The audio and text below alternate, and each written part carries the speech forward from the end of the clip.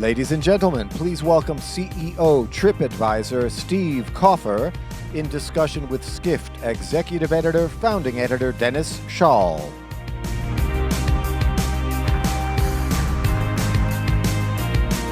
Hello, everybody. Steve, thanks for being here. Oh, my pleasure. Don't forget your Slido questions at the end. You've got it down by now. Walk into any restaurant or hotel from Singapore to Sioux City, and there's a little TripAdvisor sign outside, people begging you to leave a review. So this is a very important moment for TripAdvisor.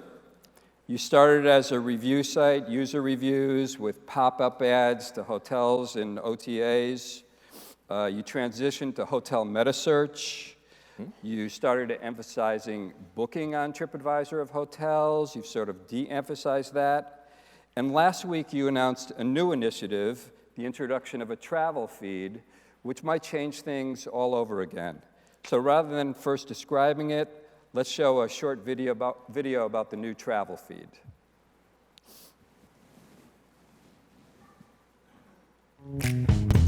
I love planning travel with the new TripAdvisor.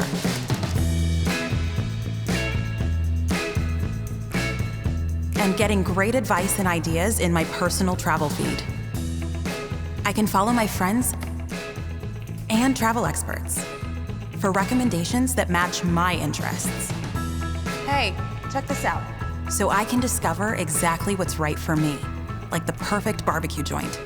Yeah, we have to have barbecue. Great, I'll save it. The travel feed makes it easy to save ideas and plan trips together.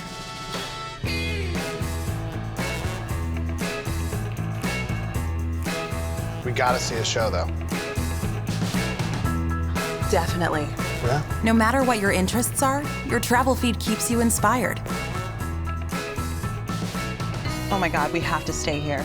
Like a review of a great hotel from your friend Debbie. And because you're on TripAdvisor, you can plan and book all in one place. Yeah, that looks great. Welcome to the all-new TripAdvisor, and say hello to your personal travel feed. Where will you go next? There it is. Steve, I've seldom seen you so amped up about a product launch. So why is this a big deal? Oh, I really think it is a big deal because when you look at how people make travel decisions, reviews, fantastic, way better than that guidebook that might have been 20 years old, but it's never been the only source of information. Everyone I know reaches out to their friends, now to social media, to the old style kind of branded content, to the new social influencer that you can really identify with because you already follow them on Instagram or Twitter. It's a great opportunity for TripAdvisor to pull all of that information by recruiting those influencers, those brands, and your friends to be posting on TripAdvisor this content which is now found, if you think of the other social networks as real time, TripAdvisor is relevant time. So when you are going to that destination, that's the perfect time to show you all this great content that's out there that goes way beyond reviews. So it may show up 4 months down the road if you're searching for a destination. It's contextual, is what you're saying. Exactly. So I follow National Geographic on Twitter. They have some amazing videos. It's really inspiring. I enjoy it. I'm going to Cairo in a couple of months, a vacation, and it wouldn't really occur to me to go search for that on those other sites from something that might have been posted. But now when I go on TripAdvisor, I get to see that content scoped or focused on Cairo when I want it, in the formats I want it, because it's not just reviews, it's video, it's itineraries, it's articles, it's inspiring content to really help me feel great about where I'm going and discover some new stuff that might be nearby. So here's the thing, how I see it, and maybe it's skewed, you'll tell me, I'm sure, but you have a different problem than to solve than, say, an Expedia or a Booking.com. They're trying to get people to make a booking instantly, to converting instantly. They're giving messaging like 114,000 people are looking at this room right now. You've got 7 seconds to buy it or you're done. But you have hundreds of millions of people coming to your site who aren't ready to book. And now you're trying to make the experience better for them. But aren't you moving too far away from the transaction in terms of making money? It's all about how do we take a traveler, truly delight them in all phases of the travel journey. So I don't know where I want to go on vacation. Great, TripAdvisor is the place to help discover that. And that's been hard in the past. Next up, all right, I am looking at Cairo. What should I do there? TripAdvisor's pretty good in that part of the funnel already, but now we get to bring in the influence from all the other people that you are friends with on Facebook, that you might trust in other social networks. So that social support that says, I'm doing the right thing. And then, hey, what about this hotel? Well, what would drive conversion better than a friend of mine, an influencer that I follow, having stayed there and written an excellent review from a year ago or 2 years ago? This doesn't have to be last week, which is what the anonymous review will say, but someone you know saying, great place, check, done. That's what I want. So it will help certainly at the top of the funnel, but we believe absolutely at the bottom of the funnel as well. What gives you the confidence that they will, a lot of people come to TripAdvisor just to read the reviews, okay? So what gives you the confidence that they're gonna, find inspiration in this travel feed, it gets personalized, but then, they're gonna go off and book their vacation elsewhere, an Expedia package or something else? Oh, some certainly will. And we've built a wonderful business about helping to inspire travel, helping people with the reviews. Everyone knows it's a free site. And a huge portion of the people using all of that content, getting great information, then leave our site, come back the next day and book on Hyatt.com, book on Expedia directly. Clients of ours, but kind of not through us. That's okay. We know that that's going to happen. If I can get those visitors to come back to TripAdvisor a couple of more times because they're really inspired, maybe not just about this hotel, but the amazing things to do in Cairo, well, guess what? They're coming back to us, and we do have a fantastic selection of amazing things to do to really drive the memories of the trip already on TripAdvisor. So that repeat usage helps our whole ecosystem. So travel feeds seem to be in vogue these days. Google just launched something.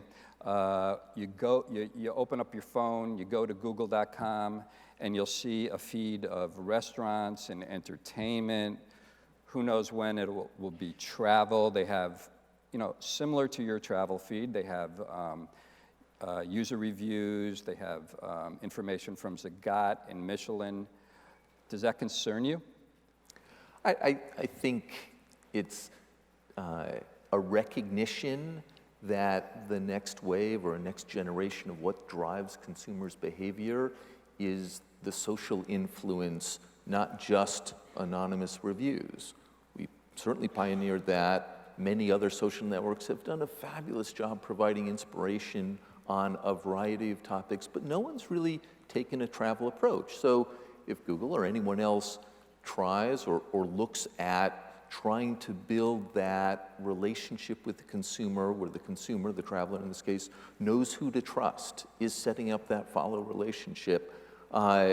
Obviously, we think we have a tremendous advantage in that because we already have hundreds of millions of members and we're already viewed as a community.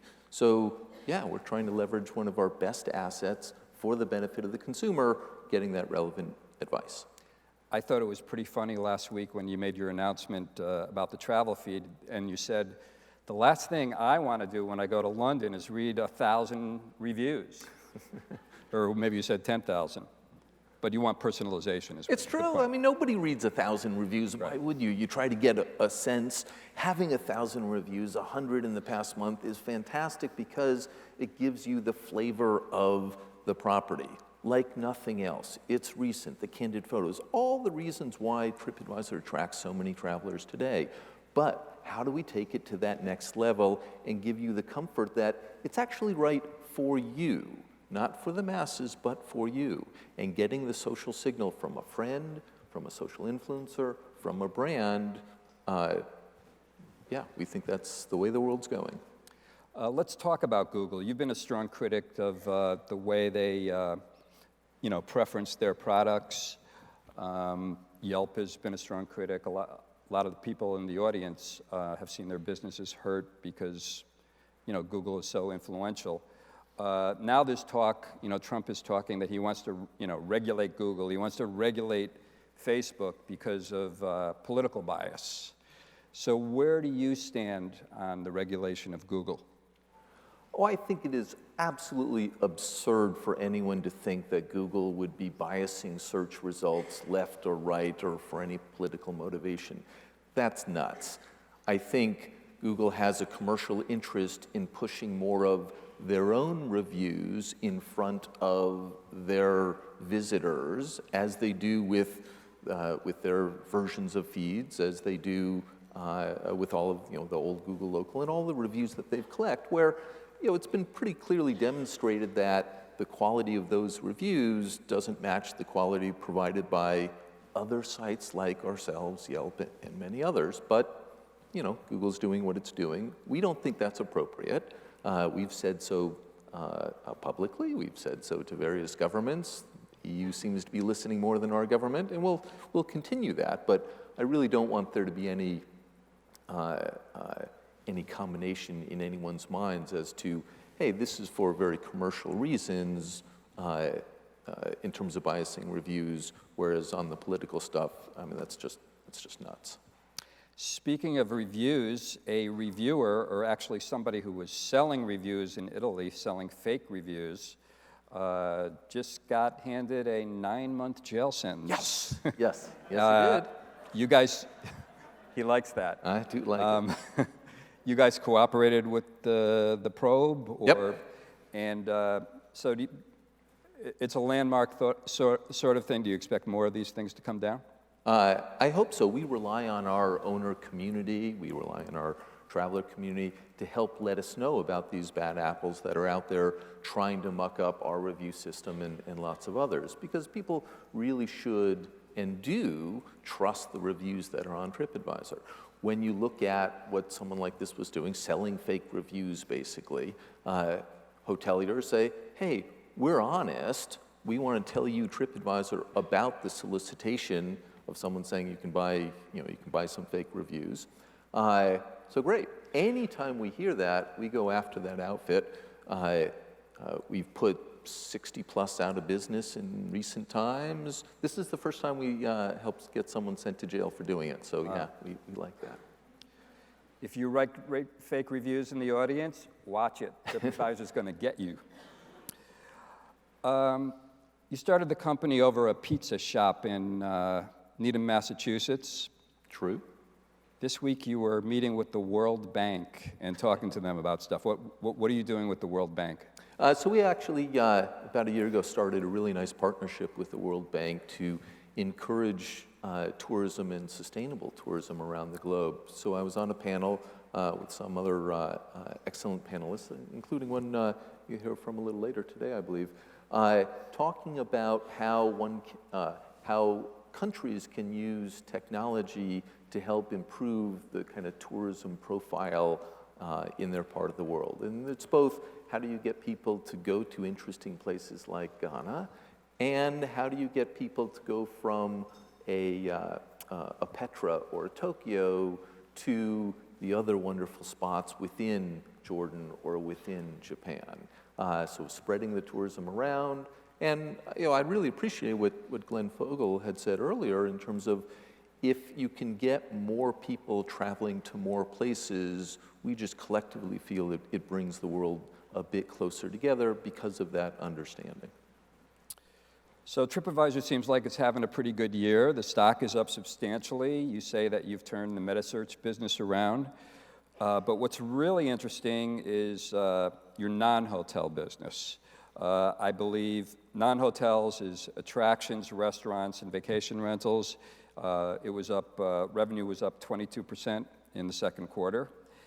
And what I found really intriguing during that analyst call is you started talking about the experience business, comparing it to the hotel business of 2 decades ago, talking about similar margins or similar margin structure. We see Booking.com is now a $93 billion business based on hotels. So tell us more about experiences and what you see as the potential. Sure, I just look at the supply and demand angle of it, and right now so few experiences are being booked online before you go, or in market on your phone when you're ready to go do something. It's still the talk to the concierge or walk up, hope it's available, last minute booking, it's a phone call. Well, that's actually, or through a travel agent, a lot of that is not dissimilar to the way it was in hotels 20, 30 years ago. And it's been a real boon to traveling consumers to have big OTAs emerge that have a phenomenal selection of lodging. TripAdvisor came along and helped sort through all that lodging, if you will. And now, what is the best helicopter ride in Sydney? What is the whale watching tour in Boston that's really the right one for you? Okay, well, those are great questions that you kind of got nowhere to go. Well, you go to TripAdvisor and read the reviews, but what about that booking experience? Because you actually want to make sure you can do it when you get there. Therefore, again, several years ago, we bought Viator, have integrated, have the largest supply footprint. And so when you have demand and when you have supply that continues to grow, it's a pretty good match where the supplier super happy to get these bookings and TripAdvisor with the demand trying to fulfill the customer need. So But these are smaller transactions. You know, you're talking about, you know, an $80 helicopter tour versus, you know, 5 nights in Sydney. Yes, and there's the Motel 6s and there's the $250 helicopter tour. So on average, I'd probably agree the transactions are of smaller size. I'm not sure. But think about how many things you do when you are in destination on a leisure trip. And you're spending a comparable amount in destination food and activities as you are on the hotel, at least. Therefore, that's a really big spend pie that we can help consumers with. This year you bought a small company in Iceland called Bokan. I think it was 12 people maybe, something like that. And they provide the connectivity software for tours and activities, bringing them online. I also saw a report this week that you're going to preference your search results if a tour operator uses Bokan rather than a rival's connectivity software. You're going to preference that towards the Bokan customer. So is that true, or how do you do that? Categorically not true that we will be preferencing folks that work on our Bokan platform over anyone else in our sort of popularity or recommendation indexes. TripAdvisor, first and foremost, has to have the absolute best experience for the consumer. That's how we win.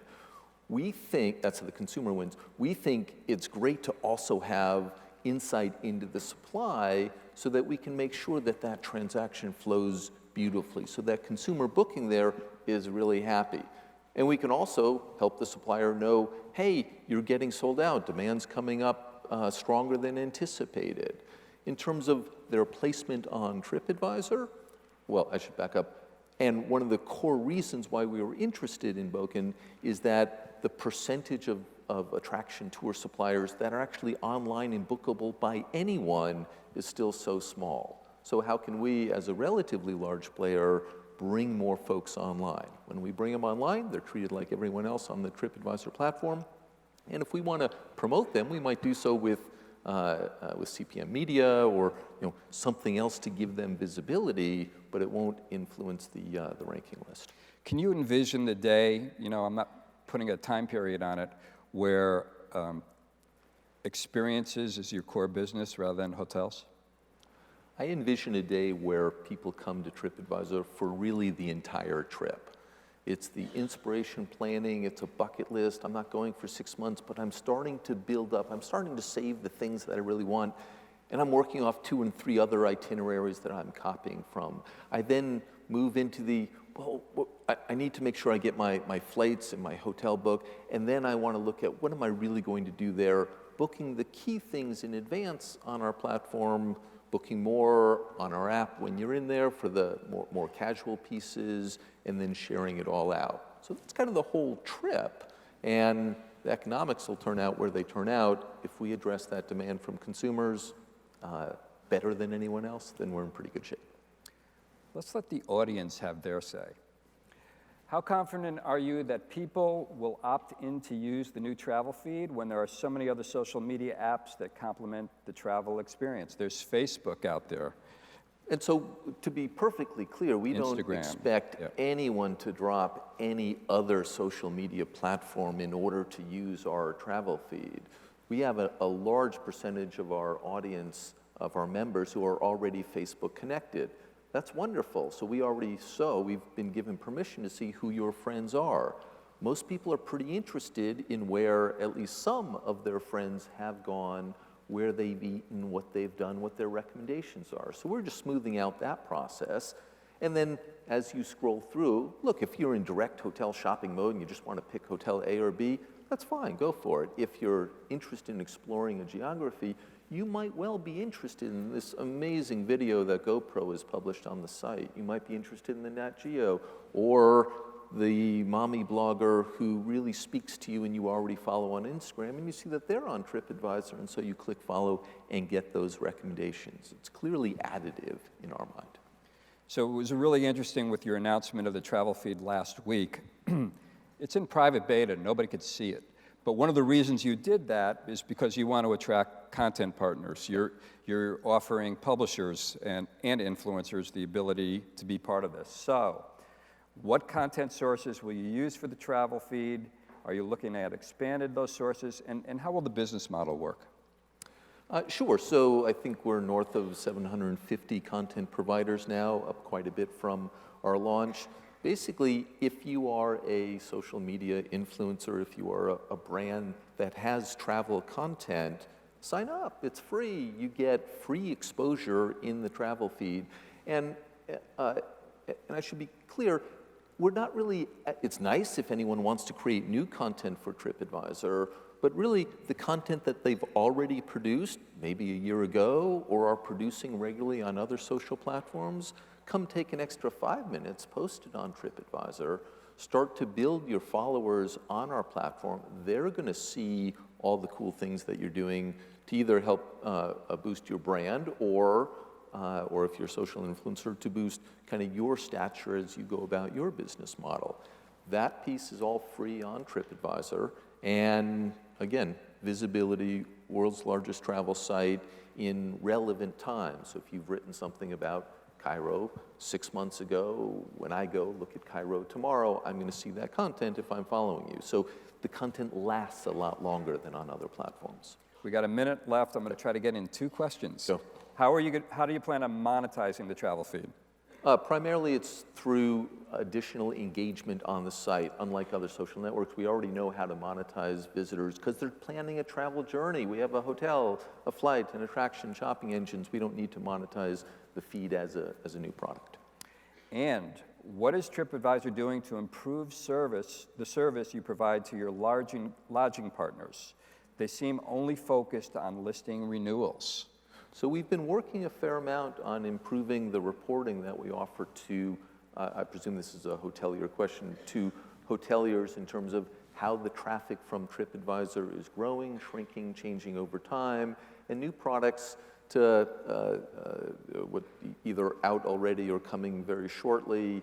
You know, things like being able to bid for additional traffic just on weekends or just on Tuesday through Thursday nights. So for challenging periods and you want to get access to our demand, some of that stuff is coming.